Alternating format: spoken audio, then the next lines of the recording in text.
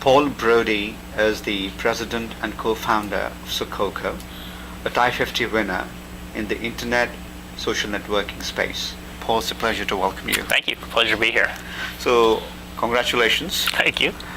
I think I'll do the reverse order. Before I ask you about the company, let me ask you about the TiE50 and your experience coming to TiEcon and sharing, your company's information with all of us. Oh, sure. It's been great. There's a diverse set of people here. I've already met a lot of people at the show so far, and the application process, the competition itself was great for us. So we got, I think, we're getting some great exposure for our company. So we're very grateful to be here. Tell us about Sococo. You're targeting enterprise customers. Yeah, that's right, business users. So let's hear from you. Sure. I mean, Sococo, it's actually an acronym. It stands for Social Communications Company. And that's what we do. We provide social communication services for distributed teams and companies. So if you're like most teams, the characteristics of most teams and companies today are some people work from home in remote offices, distributed across a corporate campus, or now, there's a big movement to have companies outsource parts of their operations or work with partners or suppliers all over the globe.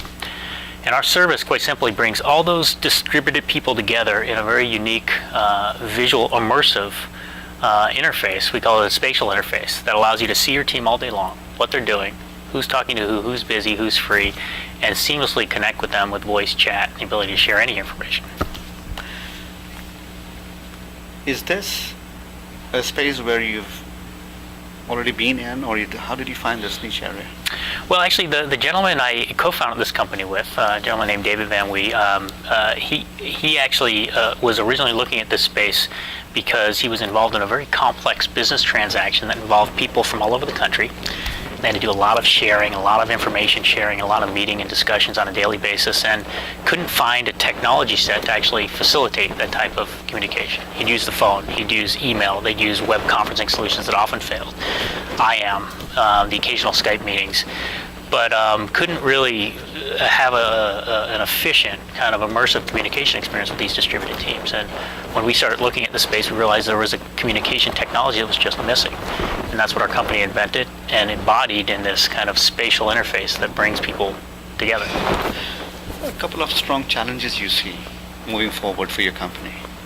Well, certainly it's growing the company, and we're based here in actually Silicon Valley, and so growing the company is always a challenge in this locale. So we're continually looking for people in remote locations. So finding talent, getting them, and hiring them is probably one of our number one things.